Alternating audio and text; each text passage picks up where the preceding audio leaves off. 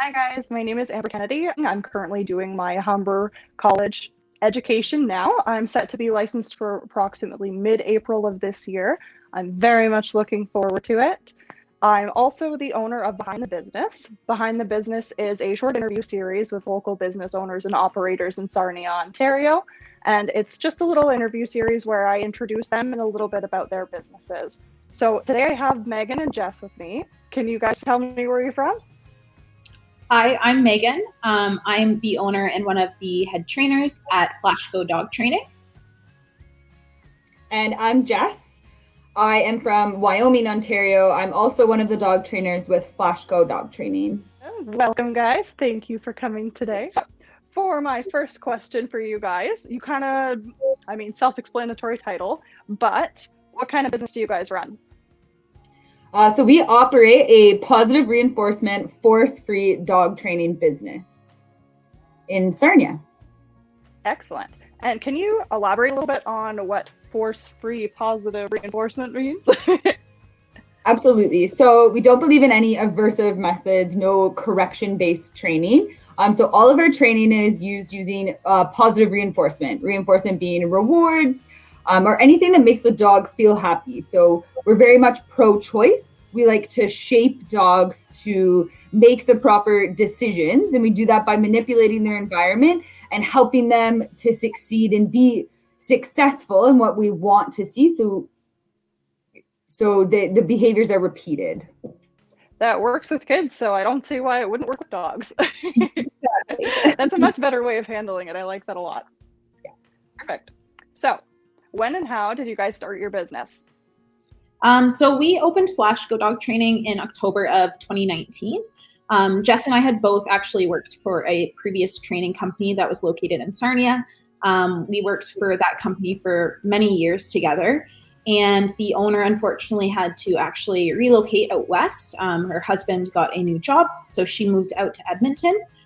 So when we kind of figured out that that was going to be happening and that she would be taking her business with her, we decided that we wanted to keep going, and we started Flash Go Dog Training. And Jess and I just really work well together. We really enjoy working together, and we love what we do. So we just didn't want it to stop. So yeah, October of 2019 was when we technically opened the business, but we've been working as dog trainers in Sarnia, Lambton for many, many years together.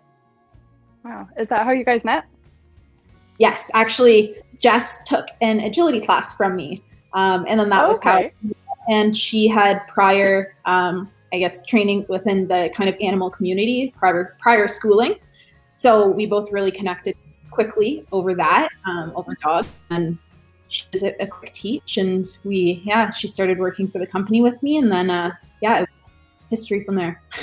Well, obviously you guys bond well together, so that works. So my next question for you guys is, what kind of products and services do you offer? So maybe not necessarily products in your case, but if you could go over a little bit in detail about the different services that you offer. So we offer numerous different types of dog training. Our most common type of dog training that we do is just obedience training. So that starts as like a novice level. So in that class, we cover basic life skills. So your basic cues, like your sits, your downs, recalls, impulse control, all of those different things that kind of make for a well-rounded companion. Those obedience classes go all the way up into an advanced level. And each level after novice just advances on the previous skills. So proper socialization, leash walking, that impulse control and working through distractions and having that focus despite no matter what's going on in their environment. So we continue to work on that so people feel comfortable to take their dogs places with them and that trust that their dogs are going to listen to them and behave appropriately. We also have a Puppy 101 class that's been new in the last few months. So that class is more suitable for younger puppies under 6 months old. And in that class, we cover name recognition, crate training, house training, and those naughty puppy behaviors like jumping and biting. Now, all of those classes, including the Puppy 101 and the novice classes and all the other obedience classes, are very suitable for dogs that are young or older dogs. Some people get dogs from rescues and they're older age, 6, 7. Those dogs are all suitable. Those classes are all suitable for those dogs. We do tailor each program to meet the needs of each individual dog. So it's really nice that way because we see a wide range of breeds and dogs of different ages, and it's suitable for all of them. We also have agility classes. So Megan and I are both very passionate about agility. That's how we met. So we both have dogs that are training and competing in agility. So we have classes for that too. Any dog can come out and do agility and try it just for fun and for bonding with their human and their dog. Or you can come to learn how to compete. We've competed across Canada as well as in United States. So we can help people get to that point as well. Another program that we currently will be restarting in this spring is our reactivity program. So the reactivity program helps with dogs that may kind of get stressed out or become aggressive, get too excited to certain triggers. Now, those triggers might be other dogs or people like the mailman, vehicles, wildlife. Sorry. It's true, though. Yeah, it might be their owners just can't get them to kind of settle down and ignore those distractions. So we try to help people to work through those triggers. So that's another program that we offer. And we also do trick training classes as well. So we have multiple trick titles for our dogs. And trick training is just another fun way to hang out with your dog, be with your dog. You can teach them all kinds of cool tricks. So we also have that as well. And we also doing quite a bit of private lessons as well. That has been something that I would say like in the last 4 months, I guess, well, prior to this most recent lockdown, we've been seeing a lot of people request private lessons. And I'm not sure if it was maybe just looking for a smaller kind of almost class size rather than doing like a group class just with COVID and people's comfort level. But yeah, we also do private lessons. And that can address really anything that the owner wants to. That's such a wide range of stuff. That's amazing. Yeah. Covers like everything you could even think about. Try. That's good. That's awesome. Yeah, there's still new classes in the making. So we're constantly trying to revamp things and add new things to our program. So there's always something for everybody, for sure. That's excellent. It sounds like you guys do a really, really good job with that. So I love to hear it. So this one's going to be hard for you guys, I bet, because you work with dogs and they're such lovely, loving creatures. But what is your favorite part about your job? So I would have to say that my favorite part is actually the moments that we get to see when a dog surprises their owner. A lot of the time we have, especially after, our novice obedience program, in the first week of classes, we have one of our dogs come out and do demonstrations. So they'll demo like leash walking or their stays, just different things that we cover in the program. And we get a lot of people that will almost like roll their eyes at us, like, my dog can't do that. They don't have much faith in their dog. So when we actually get to class and we get, especially in the later weeks of class, so like weeks 4, 5, 6 of a 6-week program, when the dogs really start to master something that the owner had prior rolled their eyes at, that is a big win and a big exciting moment. Probably one of my favorite to see, because a lot of people think that their dogs can't learn something or that their dog is too stubborn or doesn't want to learn. But in reality, a lot of people just don't know how to communicate with their dog properly. And so that's kind of where we come into play. And it's really fun when dogs can surprise their owners and do something that they didn't think they could.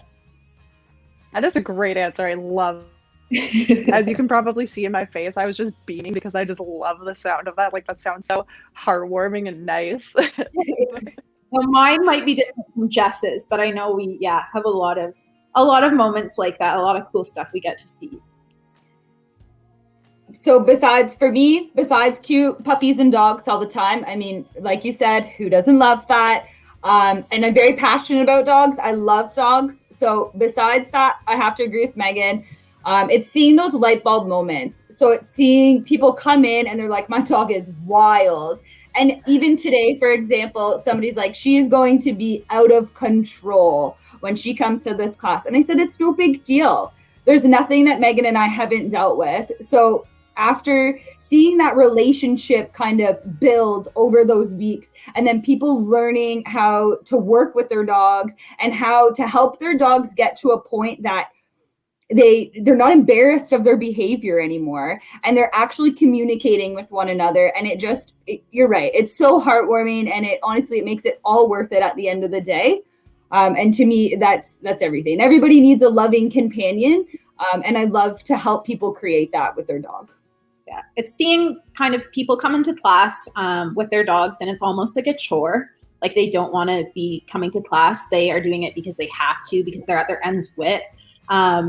But you can see it transition from a chore to something that's fun. It's kind of this like light, stress-free thing they get to do with their dog. Get out of the house, kind of detach from the chaos of the world, and just have fun and focus on being with their dog. And it's really nice to see that transition of like frustration and, oh, I'm here because I have to be here, to people in week 6 saying, yeah, I feel like we've kind of addressed everything that we wanted to, but we have such a good time, we want to keep going.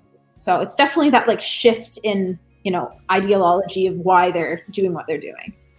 Well, it's an extracurricular of its own sort too, right? Like, as much as I imagine a lot of people come because they don't know what to do. They don't know how to communicate with their dog. They don't know what to teach them, how to teach them, the methods to use, whatever the case. And they come to you, and like you said, at first it starts out like this chore for them.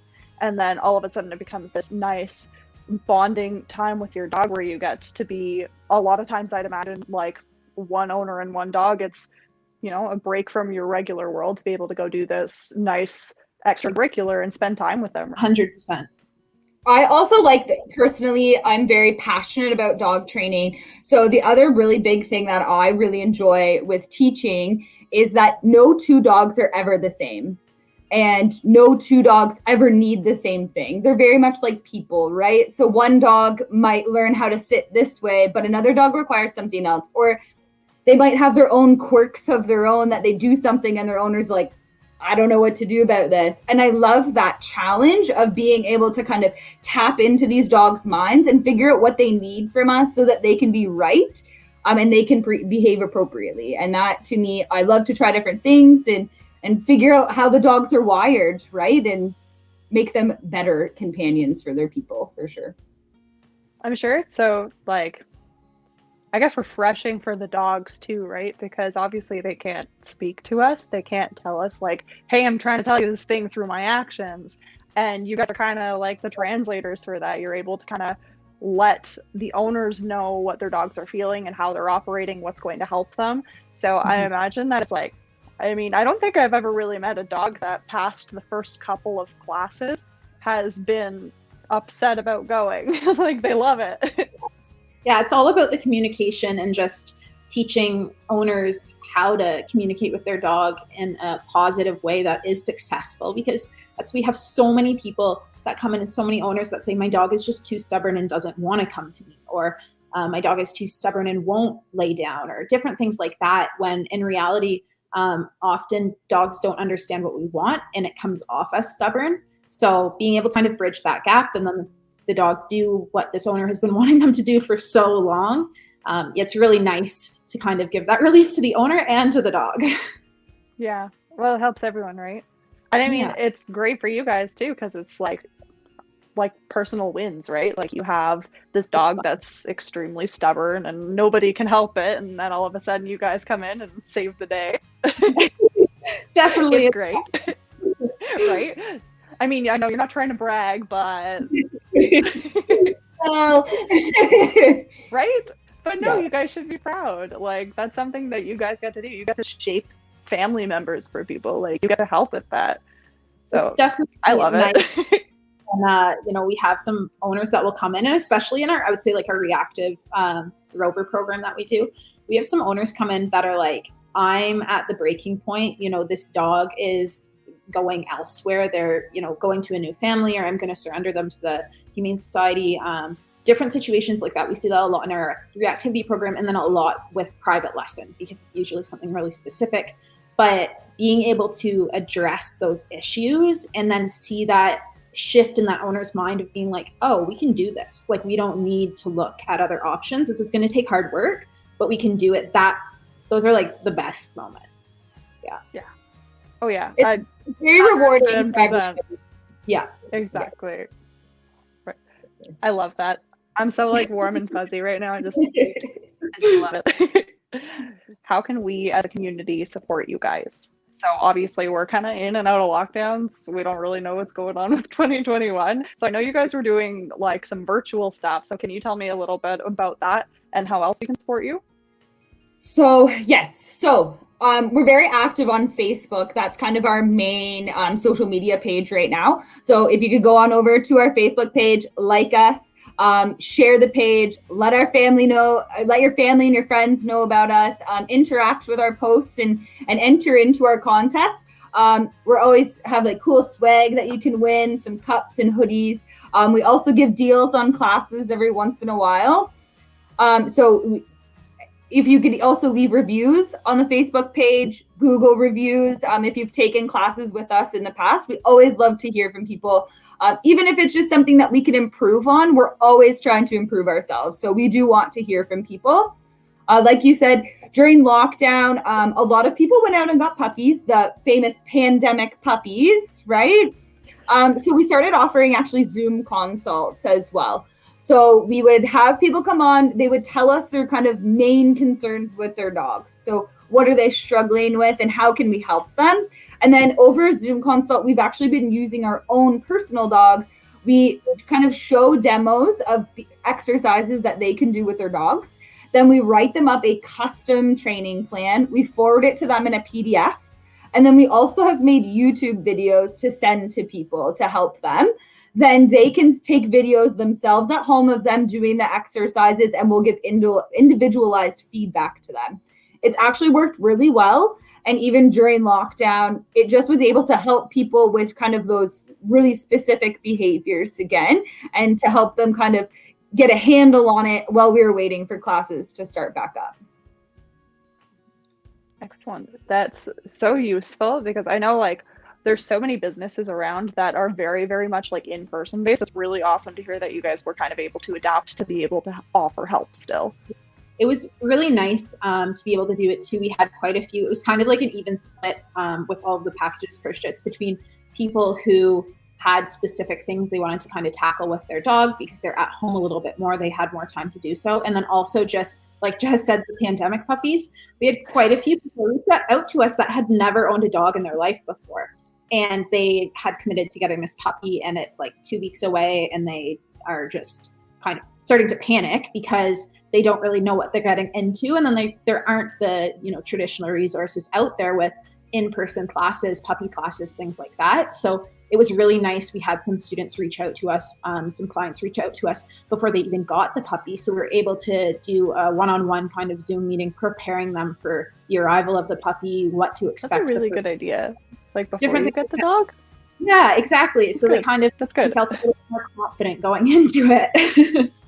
That's something that I like to hear because unfortunately there are a lot of people who like just kind of like dive into those situations, as I'm sure you guys know with the pandemic puppies that happened quite a lot. So hearing that a lot of people were reaching out and like asking for assistance on that makes me feel a lot better about it. Yeah, definitely. Sorry, go ahead, Jess. We actually also started a leash walking program, all online, all virtually. And it's been successful so far. So it's the first time that we ever tried something like this. So Megan and I actually created a program to break down leash walking. It's actually held through a private group on Facebook. So we post videos and a PDF file breaking down each step. Each week we post new exercises to kind of progress on from the previous week. And then people can post in the group. So they post videos of them doing their exercises. We review them and give personalized feedback. So not only do people get to still kind of feel that class environment, because sometimes it is handy to learn from people around you. So something else that somebody else is struggling with, you could watch that and be like, oh, if that ever happens to me, that's how I would handle it. But it's also handy because then people can work at their own pace. So if they're still working full time, they don't have to work on it and commit to a class at the same time every week. They can just fit it into their own schedule, which I think has worked really, really well. Yeah, the whole scheduling portion is something that like I always struggled with in doing basically anything, because before I decided to go into real estate, I was a retail store manager, which meant that I was working anywhere between 5 and 7 days a week and retail hours. So it was really, really hard to plan anything. So I think that modified schedule would really, really help a lot of people. Yeah, it's really nice because we, and now that we're getting back into our classes, we're pretty good about trying to accommodate like the typical work day, like a more 9 to 5 idea. Like we try to host during the week evening classes because that is the vast majority of people's schedules. But it is really nice, like Jess said, with this program is, especially for like these frontline workers and shift workers, sometimes their week is so different week to week that they really can't even commit to, 1 hour, a set hour a day every week for 6 weeks. It's just not realistic because their weeks change so much. So being able to do a self-based, program online, self-paced, is been really helpful for those shift workers, and they can just kind of do it when they have the time to do it and get through it on their own pace. Yeah. Is there anything else that you guys would like to tell us about your business? So we do have actually a pretty exciting announcement. This is the first that we're like officially making it. So good for you. But we have been, over the past year, I purchased my property in October of 2019. That was when I moved into my house. And it is a 5-acre property just located like just on the outskirts of Sarnia. And when I bought it, it was with the intent to put up a facility on the property for dog training. So we have been jumping through hoops, and we finally have gotten the okay with the city, and we are working on our permits, and we are going to break ground in the next couple months here. So we'll have, hopefully, our aim is April, but we will see. Who knows with COVID and with construction? But we'll have a 3,500 square foot indoor climate controlled facility on my property for dog training. So that is pretty big. That's huge news. Congratulations. Thank you. Yeah, we've been really working at it. Like even with Jess, she's really buckled down and helped me a lot with all of the paperwork and with the whole process of it. It was very involved. So we're super, super excited about that because right now we are renting spaces throughout the winter time. We have the luxury of it being quite a spacious property. Through the summer, it's fully fenced, 5 acres, all grass. So it's really, really great for, those perfect summer days. But through the winter, obviously, doesn't work. So we've had to be renting facilities for the last couple of years. And this will be nice to just have a home base. Don't have to rent anymore. It'll be much larger than what we're used to. And it'll allow us to really accommodate a lot more dogs throughout the week. So right now we struggle because we're a little tapped out with when we can get our hands on kind of these rental spaces. We don't really have our full pick and choose of these times and dates. We kind of have to go with what they have available. So it'll be really nice to have this space available all the time. There'll be no restrictions on that. And we'll be able to run some new classes. We have some new classes that are in the works and that we'll be able to do out of that space. So that'll be really great. It'll make our life a lot exciting. And you know what? Then it's nice because you can personalize it. You can have your own space too. Even right down to decorating. You can decorate it how you want to. You can set up consistent scheduling. You can it's reliable for you guys, which obviously is something that you guys know. Your actual trainers, reliability is a major thing for you guys. So that's amazing. And it'll be really nice too because we have a lot of people that a lot of the time dog training is a really personal thing. People often feel very self-conscious when they come to us with their dog's problems. A lot of the time, if a dog is aggressive or really highly reactive, we see a lot of owners almost take that on themselves. Like they feel it's really all their fault, and they feel very self-conscious about it. So we have a lot of owners that like to kind of meet us and kind of feel us out before, because they kind of feel like they're putting themselves out there by doing these classes. So it'll be really nice to have a space where we can have set hours that we're open. So if someone's driving by and they want to come check in and you know, check out the space and meet us, say hello, kind of see what we're about, it'll be really nice to have the ability to do that. Where with right now, we're just kind of, we are only open when we have our classes running. So it'll change a lot, and it'll make our lives a lot easier. It'll make us a lot more accessible to the community, which will be wonderful. Yeah.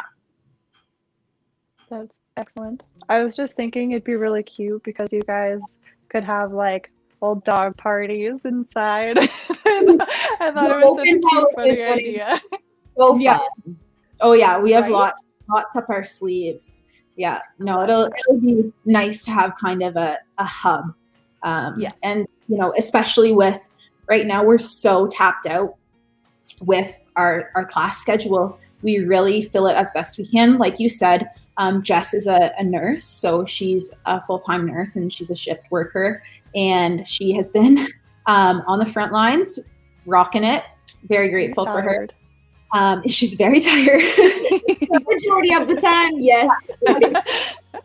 I question it every day how she keeps going. But, her schedule is obviously a little bananas, so trying to, you know, trying to fit classes in and kind of meet what is going on with the rental facilities. So, you know, the times they give us, Jess's schedule times, it's really, really hard to fit a ton of classes in, and this will make it a lot easier because right now we have just started up new classes this week. So today, actually, Sunday, I know this is going up tomorrow, but okay. we just ran our first set of classes since lockdown was lifted, and we have another starting on Tuesday, and we're trying to add in more classes there, but we actually have like filled these classes completely from our wait list, and then we'll fill this next round of classes completely from our wait list, and then we'll probably still have a bit of a wait list. So it's really hard right now to kind of accommodate everyone, especially since we did get this pile up of a wait list, which is wonderful. We're so appreciative, but it'll be nice to have more nights available. So yeah, everyone's interested in classes, send us a message because we're not advertising right now because we're trying to fit everyone in. The lessons that we did online, these private lessons and these Zoom packages that we sold, they're doing these Zoom packages, but they still want in on the classes when they open back up. So we do have, which is fair. I mean, classes are a great opportunity, the best opportunity for socializing your dog in a safe and positive way. So 100% recommended. But yeah, we're just doing our best to kind of get to everyone. But yeah, no, this space will make it so much easier.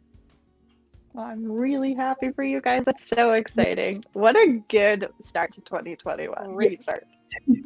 Despite everything that happened in 2020, me and Megan very, very frequently talk about how blown away we are sometimes by the amount of support that we have gotten in this community. I remember back when we first started, we were so excited when we hit 300 likes on our Facebook page. We were like, oh my God, like we were so excited, right? And we both got into this because we love dogs and we love dog training. Like we are so passionate about it. So when we hit 300 likes, it was so exciting. And then this week we hit 760. And even a few weeks ago, we hit 500 and that was a party for that too. Like we were blown away by the continued support that we've been getting despite the pandemic. We know that this is kind of one of those extra things for people. And people have been struggling. Other small businesses have been struggling and people as individuals have been struggling. But for the amount of support that we still see in the community is so heartwarming, and it makes us so happy that we can still be there and that people continue to support us even in those tough times, for sure. 100%. I love it. I'm like beaming. I can't even help it. It just makes me so happy to hear that. It's like I see how happy you guys are and how much love you put into your business and into the training, and I just love it. I'm gonna cry. I won't actually. It's okay, but maybe a little. What is the last local business that you supported, and what did you get? So I think for us, I'm trying to think like the most recent, because I've been very, especially since opening kind of our own small business and running a small business, I can appreciate so much the support that's needed from the community. So I've been, especially through COVID and all the lockdowns and everything, trying my best to do everything I can to buy local and shop small, shop local. But I think our last purchase was probably some beer from Imperial City. That's a good one. Which I mean, some other exciting news that's happening this year is my wife and I are expecting our first baby, so I don't get to drink the beer. That's, I think, was our last purchase, was she got some beer from Imperial City, which I mean, that's partially. I mean, the not being able to drink part is like not ideal, but the baby's great. Excited. 2021 has a lot of exciting things happening this year, so. But for me, I went to Patty Flaherty's. I went out to a restaurant. It was so exciting. And we had some local beer there as well with some appetizers. We were very lucky. We were the last 2 people that could go in to make it a maximum of 10 at Patty Flaherty's on Friday evening. And we had a great time. It was so nice to just be out in public. I didn't realize how much I would ever just appreciate sitting down and having a meal with my boyfriend somewhere other than our own home. As a business, though, we actually have been supporting not so much local, but a small business as well. We ordered a bunch of toys recently, actually, from a company called For My Merles. They're located out of Aurelia. So they're a small business as well, and they make handmade dog toys. So they That's super cool. All by hand. So we ordered a bunch and we sold them like that because they're such cool toys. So as a business, we're trying to buy our supplies from other kind of small businesses to support them as well. But it's great for our Canadian economy, right? Like, that's awesome. Yeah. And you said they're really cool, so even better. Yeah, they're really unique toys. In agility, when we train, we have very wild border collies that we train, and they love to tug and they love toys and they love to play. My border collie, if I offer her a giant hunk of cheese or meat, a steak, or a tug toy, like a rope with a ball on the end of it, she's going for the ball. She's not caring about the steak. So we rely heavily on toys. So this is the company that we always buy from. So it was really cool to be able to get a big batch in and kind of show people how they can play with their dogs in a bit of a different way than you would normally think. Do you guys have any like soft spots for any particular dog breeds? Yeah. So, I have a few soft spots. But I'm gonna my go-to, which I'm gonna try not to cry here. So Flashco is actually named after one of my previous dogs. I had a dog named Gordon. He was an Australian Sheppard, black tri, so he had as handsome as could be, black with the white chest and the brown eyebrows. And he was actually my first competitive agility dog. So he was actually, in 2017, he was ranked the 4th highest scoring Australian Shepherd in Canada in agility. So he was a pretty cool guy. And in what year would it have been? 2018.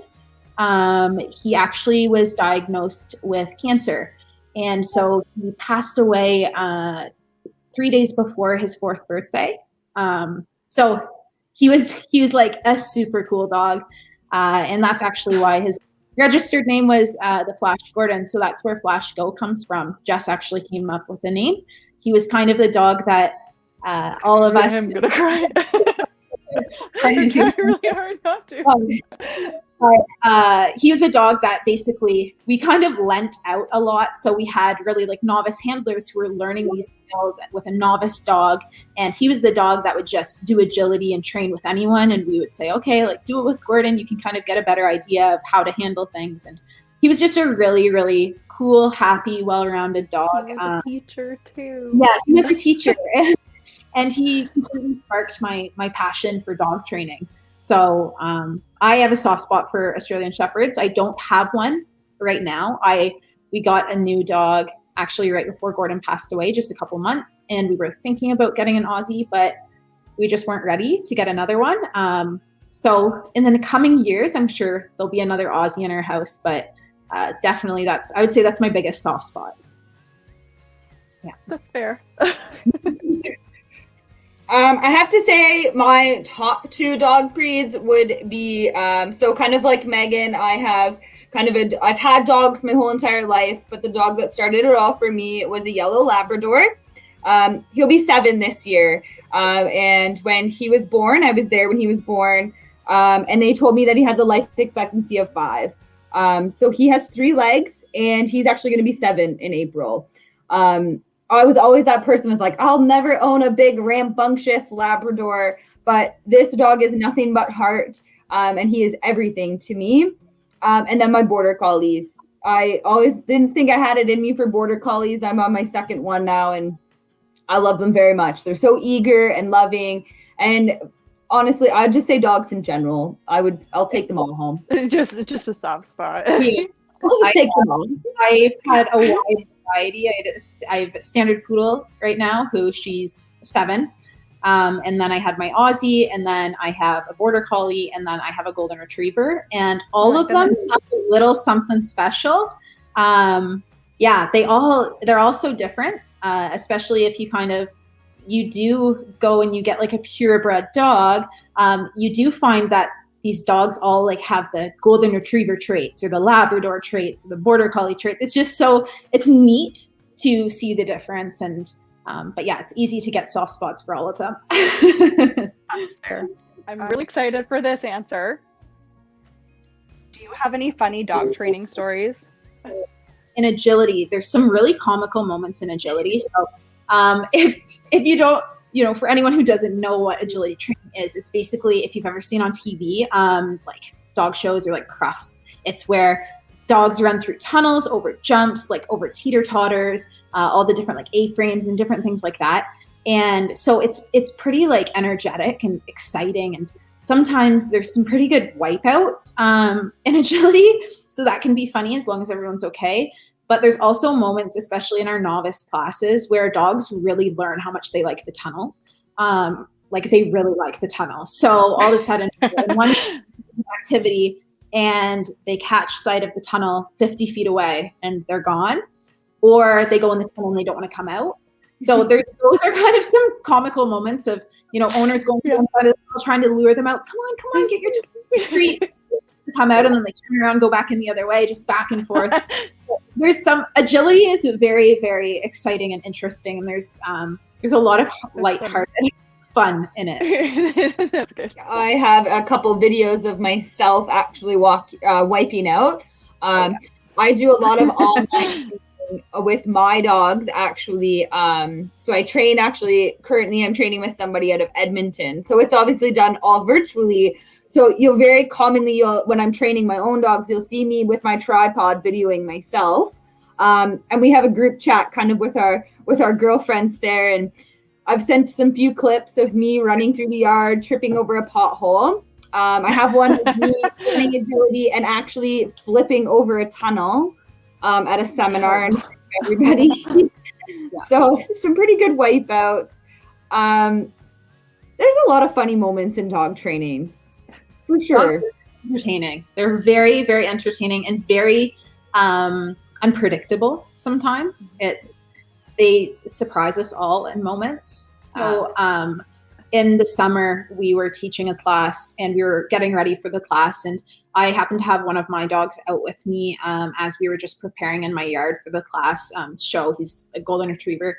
At the time, he was maybe like a year, not even quite a year and a half. He would have been a puppy. He's a very derpy golden retriever. And we had brought to one of our advanced classes this like dancing, singing Snoopy, Jess had actually. And of course we brought it for our students for distraction training and, you know, desensitizing them to sounds and different things like that. And all of a sudden we're setting up and we just hear the the sound go off and shows that they're running through the yard carrying the Snoopy as it's going off and singing. And so, I mean, even the well-trained dogs have their moments that are very entertaining. I feel like those ones are almost more entertaining because they're just so routine. They just know exactly what they're doing, and all of a sudden they're just kind of like, Yeah. I have 2 games for you guys.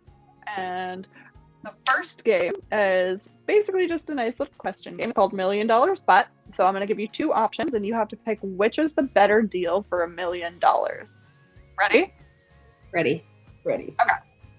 So $1 million bet, every time you get an email, a sweaty sumo wrestler appears and you have to rub his belly. Or whenever you see a dog wag its tail, spaghetti comes out of your mouth. This is really hard. Yeah. Because we get a lot of emails, but we see a lot of dogs.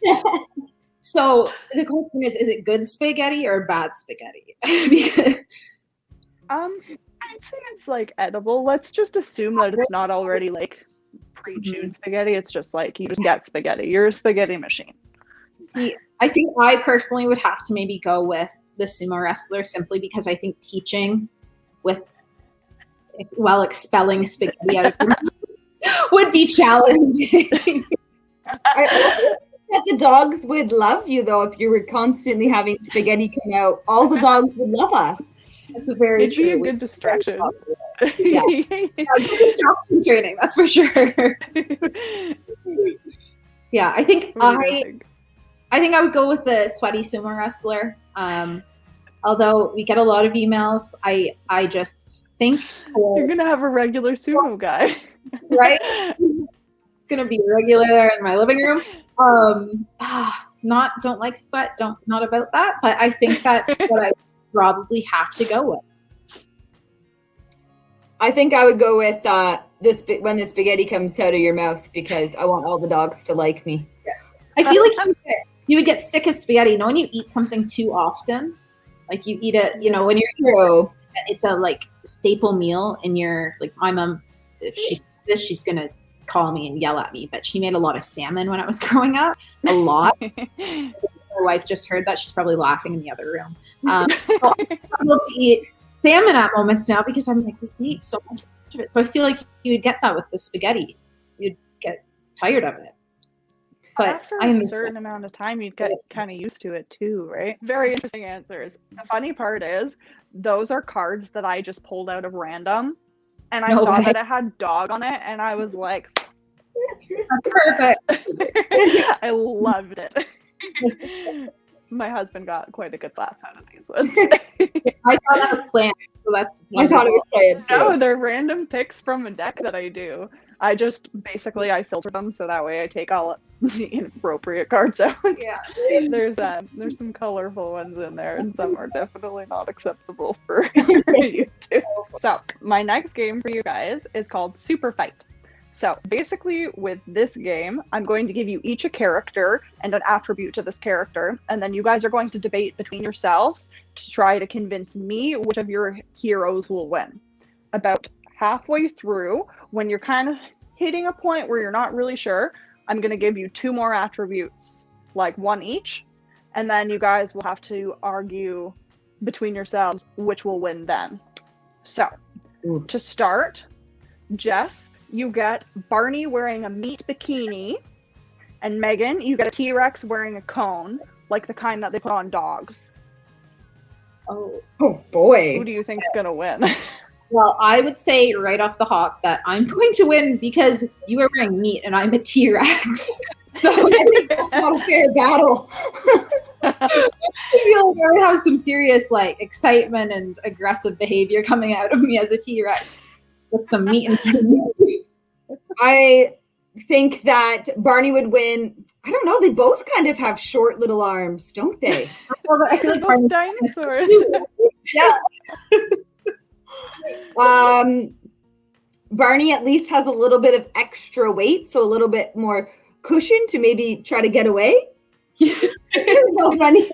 and not a cone. There's no. I mean, maybe cone would make it harder for me to eat the meat bikini.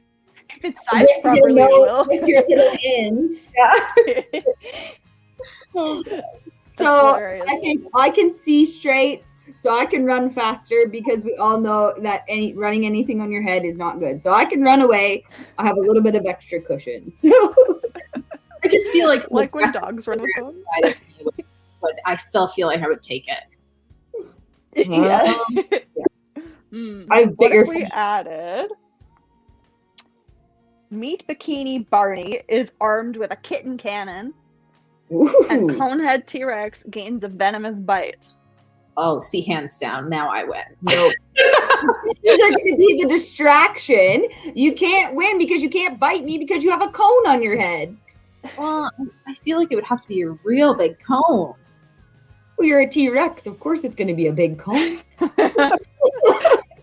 So I'm pretty sure the cone stops all your peripherals. So if I just continue to run in a circle around you, you would eventually get dizzy because you can't see me, and then you'd fall over, and then I'd be the winner. And then continue to shoot you with scratchy kittens. Like you said, though, Barney's got some extra cushioning. So do you really have the speed to get away from me? That is the question. Keep trying. I'm like straight up over here, and you're PBS Barney. Who's gonna win?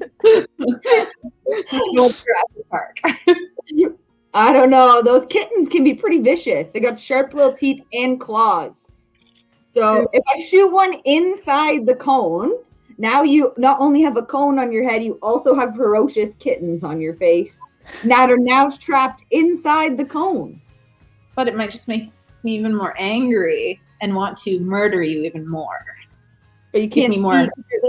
Your little hands can't get in the cone to your face. How do you hold a kitten cannon with your little Barney arms? That's funny. There's so many variables to this. Maybe so many variables. In this case, because the T-Rex is trapped with his cone, I think I have to give it to Barney.